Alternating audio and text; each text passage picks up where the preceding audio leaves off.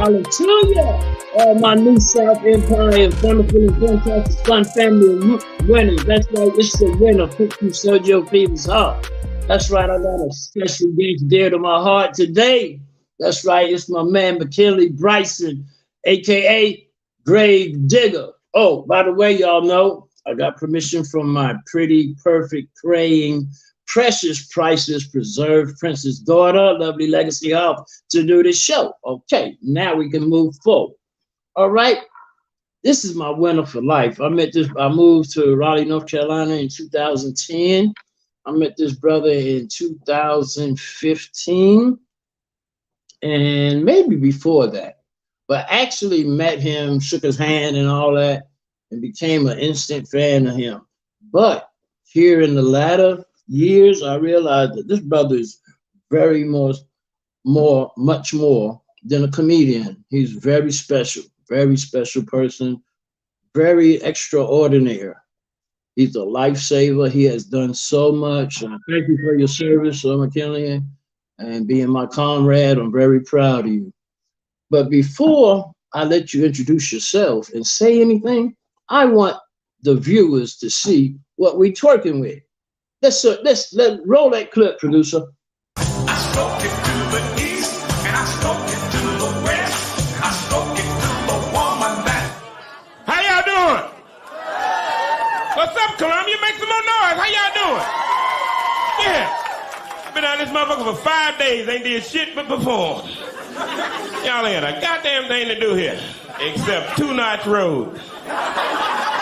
And I found out about Two Notch Road last night. I found out why they call it Two Notch Road. I down that motherfucker last night. I woke up this morning with 2 notches on my dick.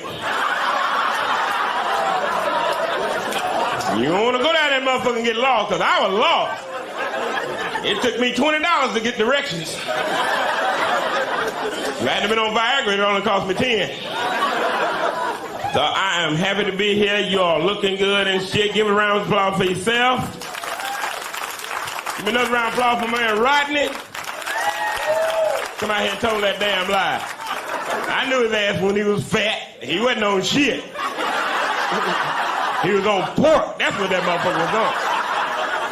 Motherfucker called me a couple months ago. Great, man, I'm bigger than a motherfucker, man. How can I lose this weight? I said, well, I'm going to tell you the same thing I told goddamn Bruce. Now, Bruce and I are real close. I said, I'm going to tell you the same thing I told Bruce. I said, you need to get that patch. He said, a patch? I said, yeah, they got a patch for your ass. Keep him getting fat. He said, what I do with the patch? I put it on my arm? I said, no. He said, I put it on my thigh? I'm like, no. He said, what I do with it? I said, you put it on your fucking mouth. Keep him eating so goddamn. Shit. I gotta get one thing off my motherfucking chest. I'm talking to the fellas right now. I went to get a haircut today. Is it me? Or does it seem like the barber is trying to get a motherfucking nut on your arm when he shakes your hair? Y'all know what I'm talking about? Fellas know what I'm talking about, don't it? You up there getting a haircut, that motherfucker like, and he talking to you about some shit that happened last night. Man, you see that game? How you want that? You want a box fade or what you want? But man, them motherfuckers play like a... They play like it. And then when you get used to what he doing on your elbow, you slide that arm down in the chair, what that motherfucker do?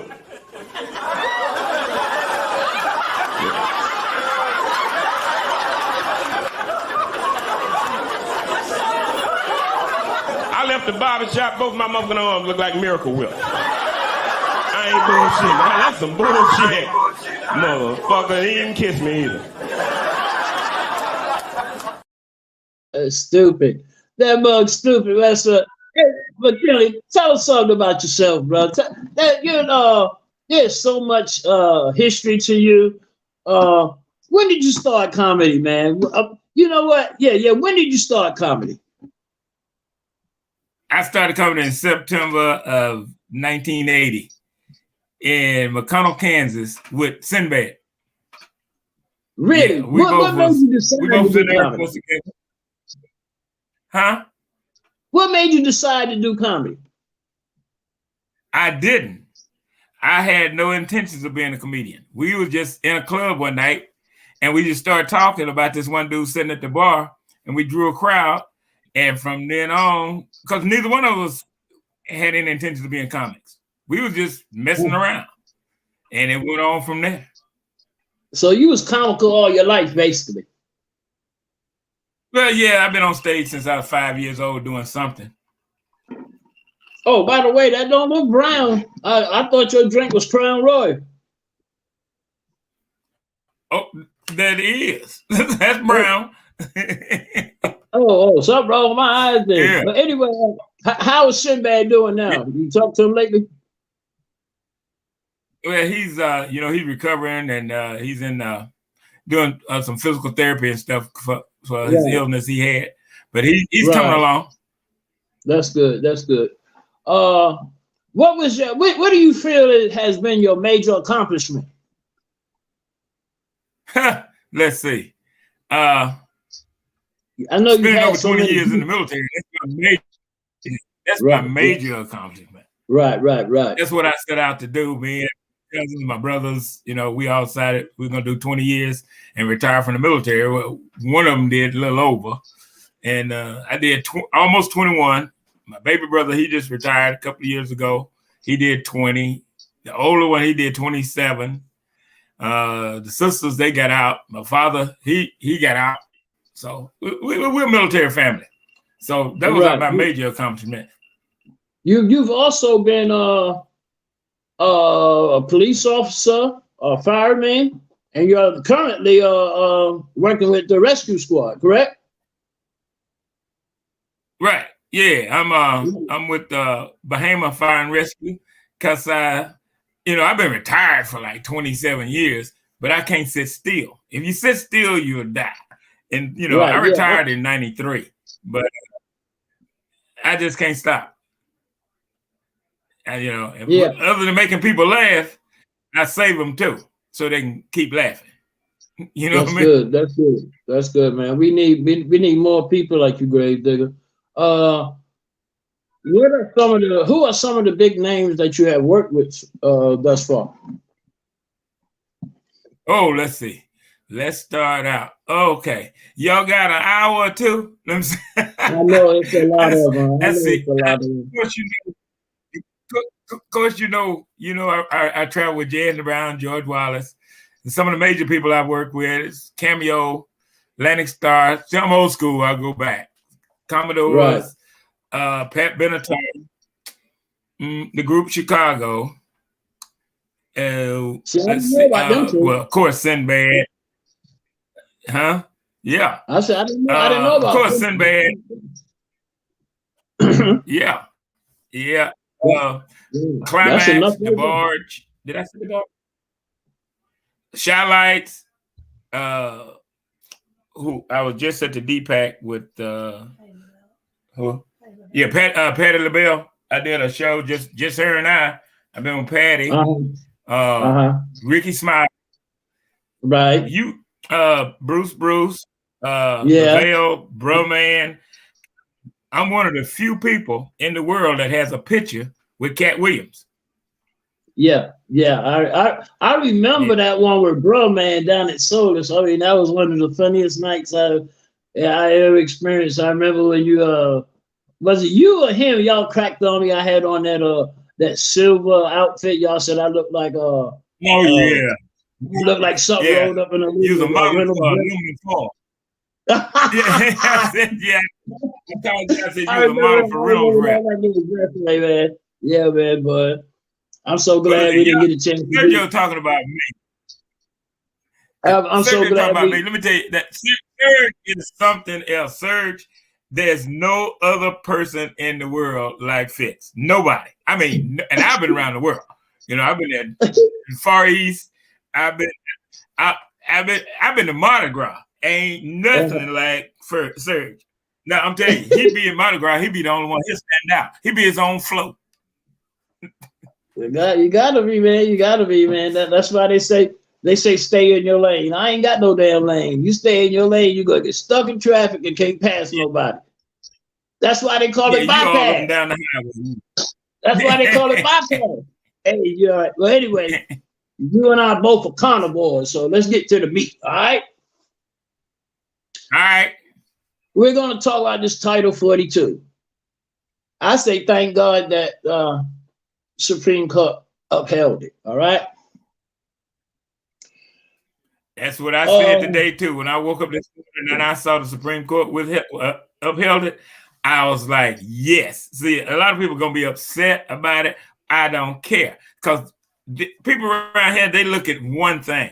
They look at today. You got to look at next week. You got to look at your kids. You got to look at your finances. You let these 100 million people in this country, you through. We're gonna be working for nothing, because I know what's gonna happen.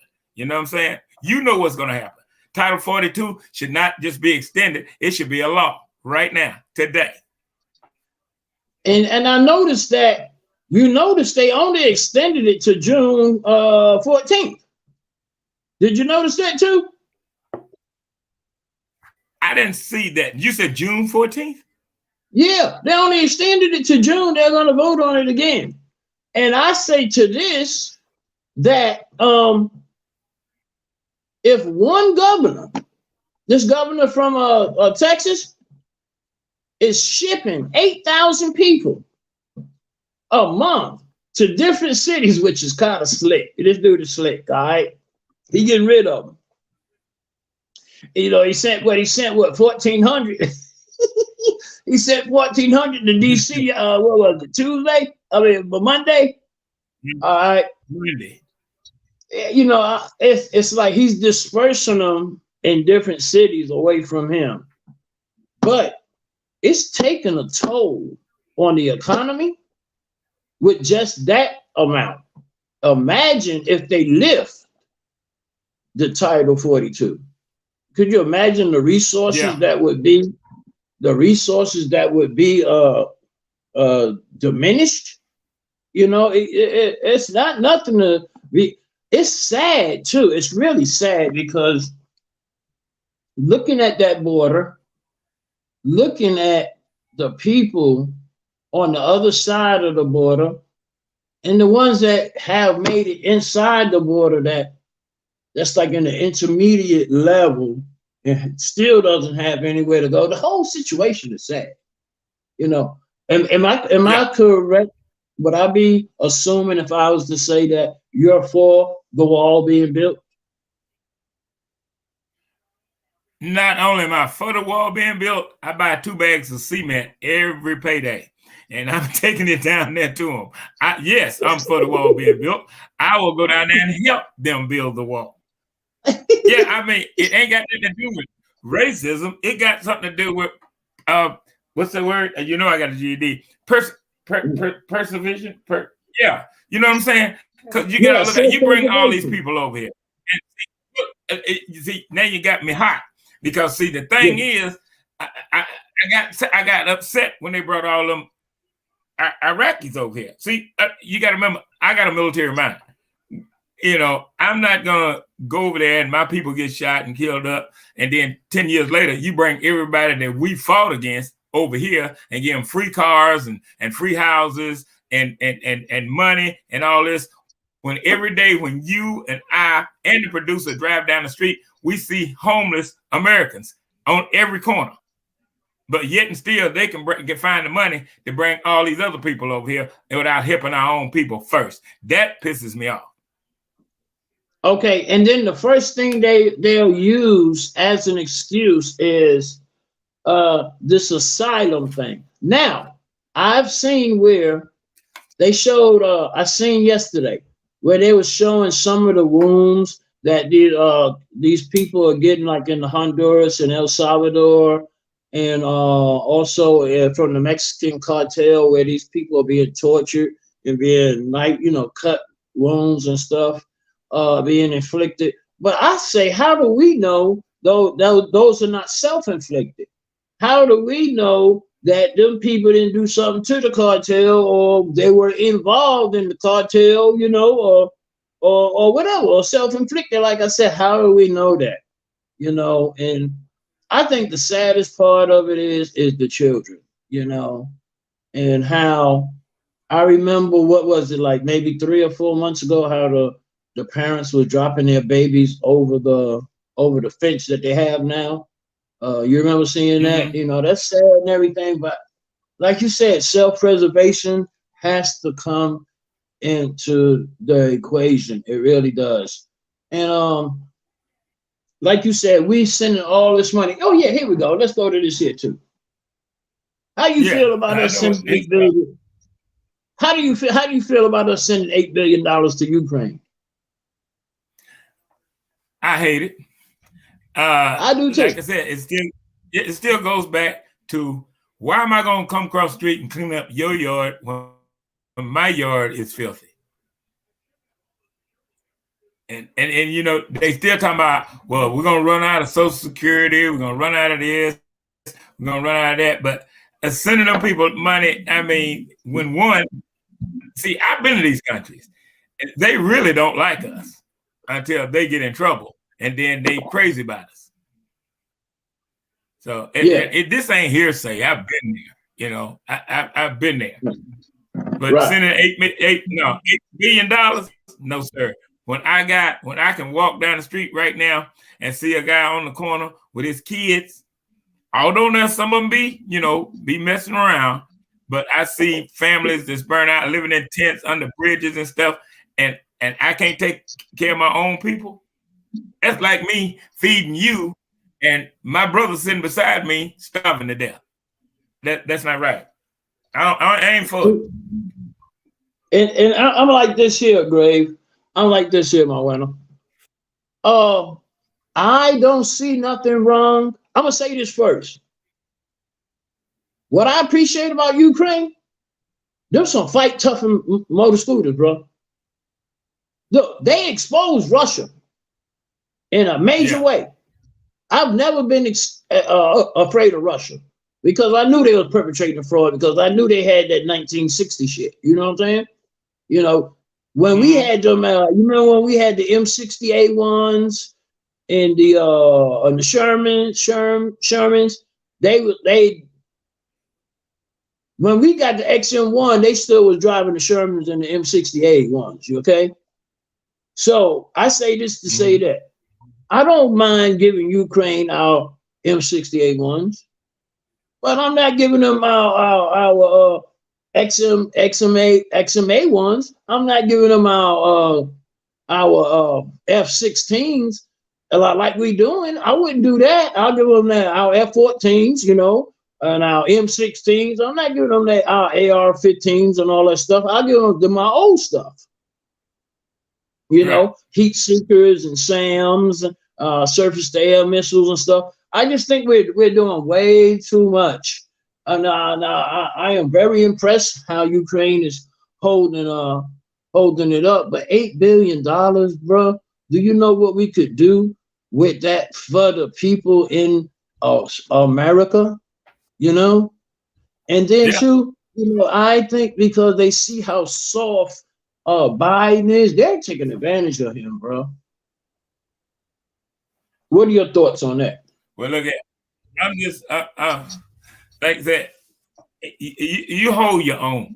See, eventually, I'm gonna tell you the truth. Eventually, we're gonna be over there.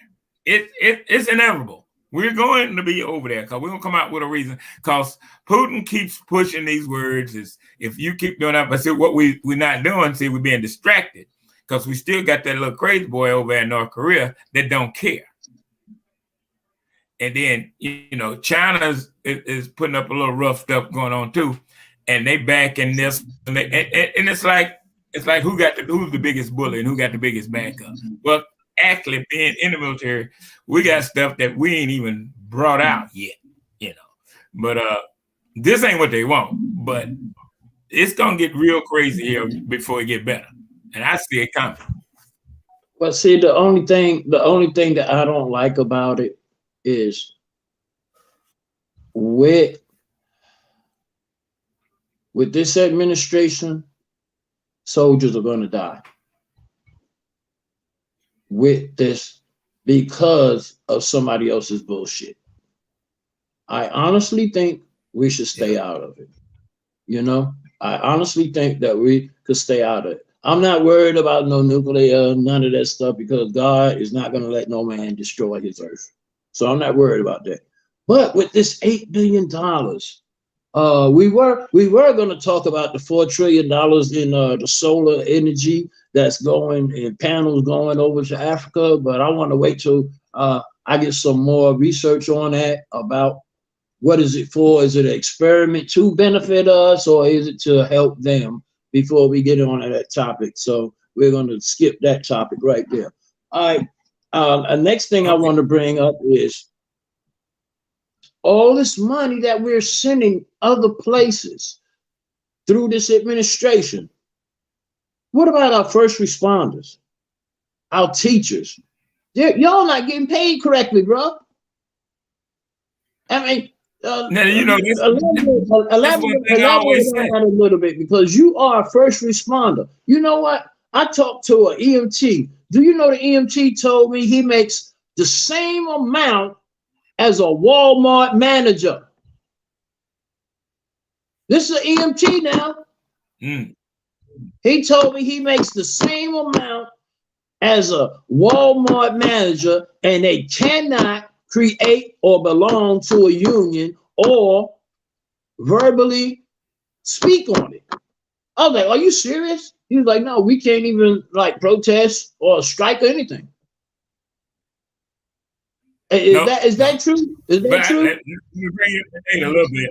Let me bring up a little bit the data a little bit. They have increased the pay because our EMTs are just like our nurses in our hospitals are stretched to the limit. I mean, they brought up the pay, but it doesn't matter really how much you get paid. The toll is on your body and it's on your brain. That's what it is. EMTs, I work with EMTs 24/7, you know, and these guys, I have to take my hat off to them. They work constantly. And they did jack their pay up, but it's hard to, we are so short-handed in the EMTs and the firefighting and the police force. And it ain't like, you know, I'm reading this, I'm there, you know, I see it. I mean, my fire station, you know, in my fire station, there's only, and that's what I want to get on my people. We are hiring every day, but in my fire, in the whole United States, only 2% of blacks are in fire service in the whole United States. Only 2%. I don't know what's wrong with my people that they don't want to get into it. I mean, they're scary. They're scary. Our people are scary. We the biggest gangsters. We the biggest, scariest gangsters I've ever seen in my life. Scared to go to the military. Yeah. Scared to do everything. But we gangsters. And you know, we say what most want to say, but won't say. You know what I'm saying? We the scariest gangsters in the world. You know. And then this other thing. The news will get on there. You guys will get on there and say, please do not drive. Please do not come out. I seen you made a post about that. We the first ones to come out. Yeah. Like y'all got some kind of superhero power to come save them.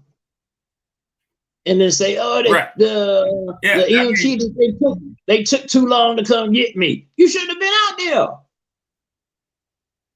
That's right. And I use that in my routine, but I use it as a message. You know, we get hurt too. We get killed too, coming to save you. You know, we had 2 firefighters was killed last week in a house fire. I mean, that happens. You have to. This is a calling. This ain't something you can just wake up in the morning and say, I'm going to do this. It's a lot of work to it. A lot of mind to it. It's really a lot of work, but you have to want to do this. This ain't something you can say, well, I'll go in today and I'll call out tomorrow. No, you can't do it. By you calling out, you probably then got somebody. You know, but I want to get back to my people. I don't know. I mean, like I said, we big time gangsters in our own neighborhood shooting each other. But you won't put on a uniform and go shoot at somebody that's shooting back. You can legally shoot. Right. Yeah, crazy. And those same people.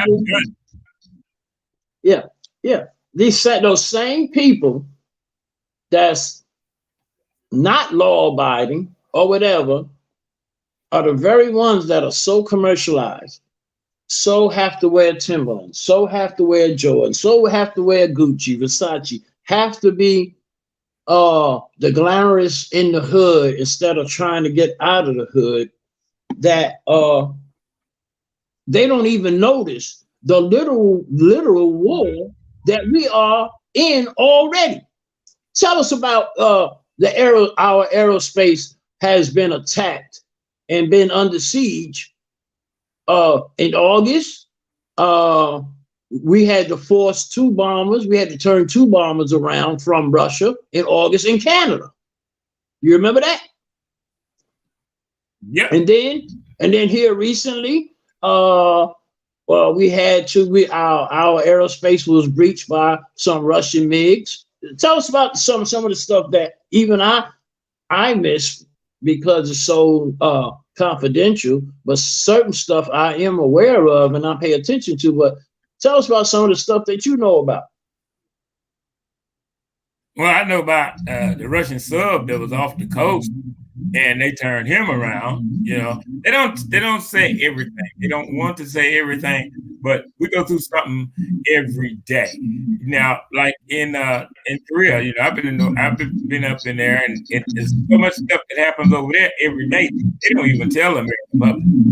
It's something you're that right. on there in September 1970 that nobody, unless you was in the military, you don't know what happened in September 1976. I do because I was there, and they didn't let the American public know anything. Correct. I was there. It's a big mind game. Yeah, I was there from 78 to 80. I was there from 78 to 81, and I was on the DMZ. They could shoot at us, but we couldn't shoot back. You know, we had that pussy ass President Reagan, you know what I'm saying? The actor. So I remember that very well. We was on 24-hour alert all the time. They considered that a hardship duty. It was called a Korean conflict. So yeah, right. You know, it's a lot of stuff that goes on. That, and I came back over there with y'all. Yeah, I came back over there with y'all in 79 to 80. Then I came back 81, 83 was Guam, and then 84, 85 taking Korea, 87, 88 Kunsan, Korea, 89, 90. Well, you wasn't far from me. I was in Tongue. I was in Tongueshan, Camp Casey. So you wasn't far from me. You was in Weijambu, right? Camp Redcloud. Yeah, no, I was. I was Air Force. I was those. You was in Casey. I was in those. You was in beautiful country. Yeah. Oh yeah. Yes. We had but we don't want to get into that. Yeah. Okay. I went to the DMZ, and when you tell people about the table, how they cut the table up the chairs and stuff, you don't believe it. Yeah, man. I remember seeing them shooting that captain out of the tree with that 50 cal. I remember that. I was there. You know what I'm saying? That was rough, man. But anyway, I say all of this to say this. We have to be aware of our surroundings. We have to see what's going on, you know, because like with the Title 42 and with the morals and values of this society right now, it's going to hell, bro. It's going to hell.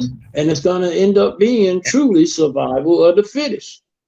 You know, I mean, when shit go down, I'm packing my shit up and I'm coming to your armory, period.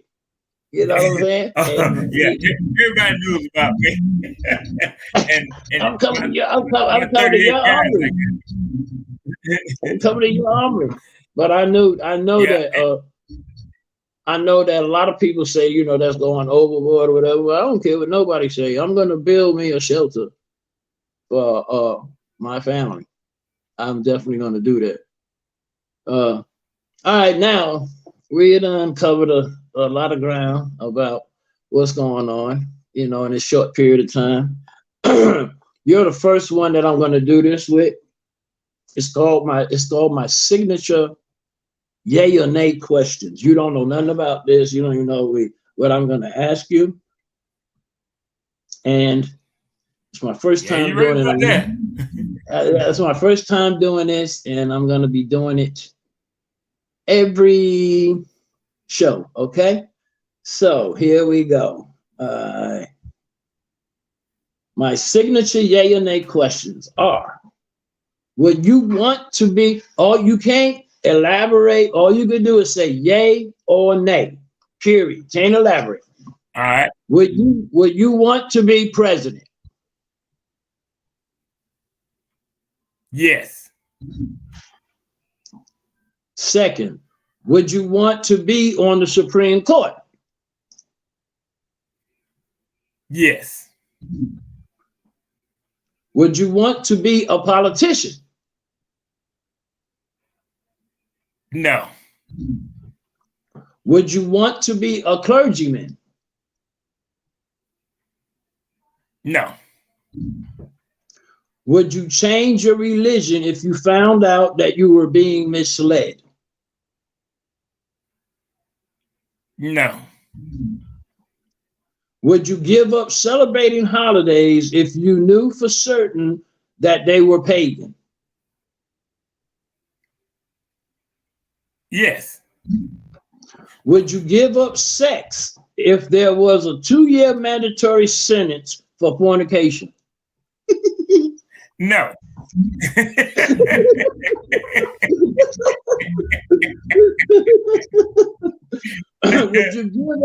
Would you give up drinking Crown Royal if it became illegal? No. Have you ever cheated? Yes. Have you ever cheated in the game? Yes. Are you the best comedian? Yes. My man. All right, that's what's up. That's what's up. Well, you just broke the ice. But hey, these are hard questions to hold back on some of the answers.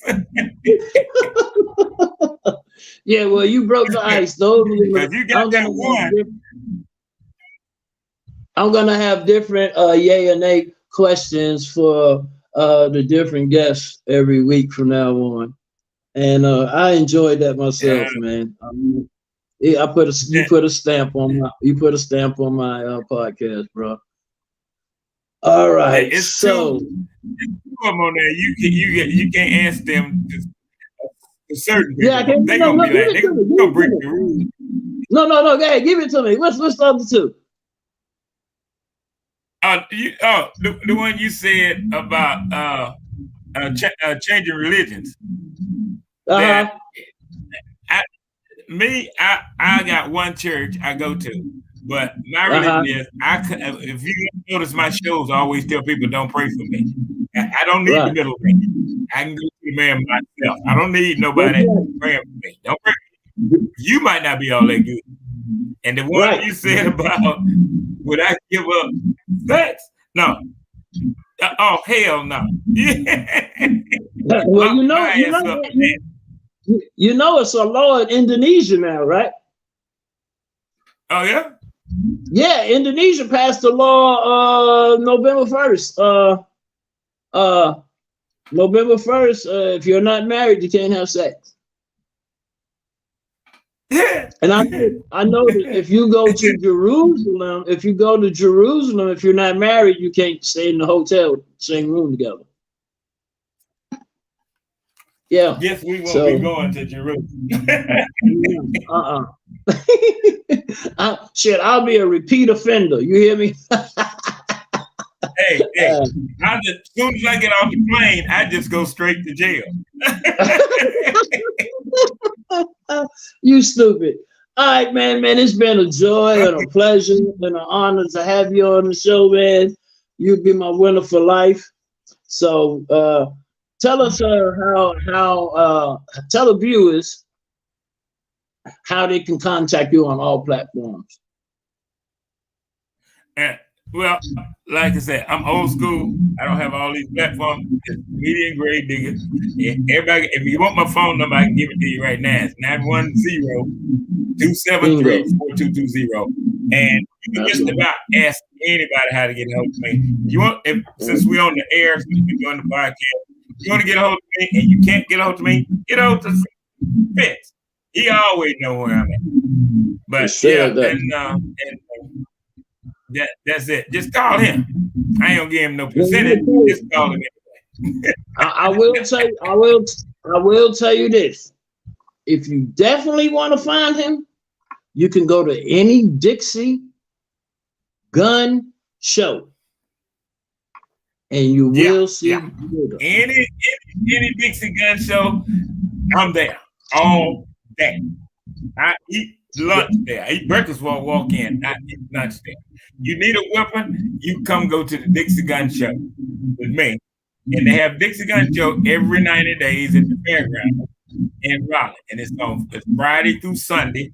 It's $8 with a receipt with a thing for us and us retirees, stuff like that. And it's $10 per person. You get in there, make sure you wear some comfortable shoes, because if you run into me, you're gonna be in there all day. And it's a lot of don't go to the little ones, but Dixie is the best one. And quit buying rims and buy rifles. You don't see why later on. Hey, the rims cost more than the car. Yeah. And the rims go get a set of rims, and then we had to jump start his car. Yeah. Yep. That's like buying a brand new Mercedes pulling up to an apartment. That's crazy. You know what I mean? Yeah. So before pulling up in a brand new Mercedes, you ain't get on nothing but diapers. Yeah. Say that again. Say that again, Digger. Yeah, you buy a brand new Mercedes and pull up to your apartment and get out of your brand new Mercedes holding your baby, and it ain't got on nothing but diapers. You ain't got your priorities straight. Yeah, that's sad. That's sad, boy. Yep. And what's really sad is I've seen it. You know, it's crazy, bro. But anyway, before I close out the show, give me one, man. Give me a joke. All right, okay. I gotta make it a show. So this is one of my favorites that I do all the time. And whenever I open my shows, it's like the pandemic. Now, everybody, you've seen the same thing I've seen. You see it every day. They should have had a mask class, because right now, every day, and the masks are coming back, you see somebody riding down the highway with their windows rolled up with a mask on, and ain't nobody in the car but them. Stupidity. You know what? I saw a dude on a motorcycle the other day with me. But I'm just saying, we're gonna have a math class because our people don't understand the math. I was at Waffle House. Lady will pull a mask up, take a bite of eggs, and pull it back down. Now, how much sense does that make? But you know, come to my show, 14th of January with Mandrake. We're doing another Southern Soul. And you all know we do the Southern Souls. Next year is gonna be really bad. I got a big new club open in Fayetteville, North Carolina called Halo. So I'm gonna be running that starting January with some of the members of Cameo. So they're gonna be doing that, and I'm running all the time. So y'all just keep in touch with me. I put everything I'm on Facebook. I'm old school. I'm so old school. I got Facebook and MySpace. So my MySpace page is. Hey, you know what? I think you need to put a bug in Aaron and Larry's ear, man, and y'all need to do a reunion tour, man, because I heard Randy. You know, Randy teamed up with Charlie Singleton, so I mean that's 4 of the members right there. I don't know what Tommy doing, but I mean, I don't see why not. You know, they strong enough to come back, and with your influence, you know, you got some pull with them. You got some pull with them, and they are right here. They're we're gonna be doing 3 of them are local, so yeah, we're gonna be getting a lot of the old groups back together and performing at Halo. Halo used to be Casablanca down there in Fayetteville. The biggest thing down tell us about that huge spot you got down there in Fayetteville. What's that's how many square footage is that? It's I forget how many square footage, but it's 1,200 seater. Wow. We got 5 bars in there, 2 stages, and It's plush. It is really plush. So we're gonna be kicking that up real hard come January. And brothers got a hold to it, and they called me right off the bat and said, "Look, we want you to run this. We're gonna be doing it. I got a spot in Champaign, Illinois called Bill Street Blues. We run that once a month. We fly up there, and I'll be taking comics up there. And then we got a theater down the street from it. It holds 1,800, and so I'm be running that and then flying back and forth. So yeah, so you just anything that I'm gonna do, just watch me on Facebook or MySpace, either one.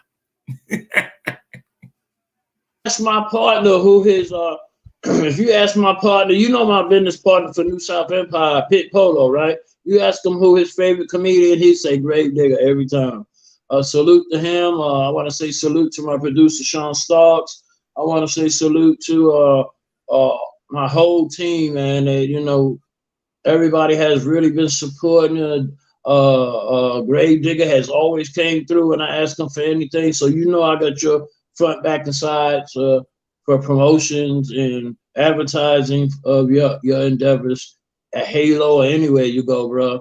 You don't even have to ask me. You see I jump in with all fours, you know.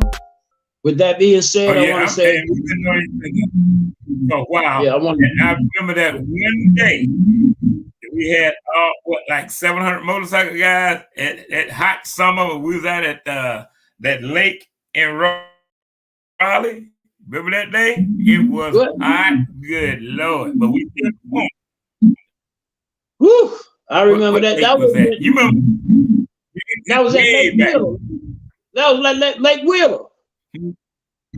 Lake Wheeler. Yep, that's what we was at. Yeah, that was over 10 years ago. Yeah, that was about like that. No, that wasn't about 10. But has it been 10 years? I got down here in 2010. Maybe so. Yeah, maybe so. I just met you when you did that. Yeah, okay, yeah. Well, we still gonna do that. We still gonna ride. We're gonna ride till the wheels fall off, bro. But with that being said, I want to thank everybody, all the viewers, and I look forward to seeing you next week. Oh, we got a hot topic. You know, we got to keep it hot. We got to keep it comfortable.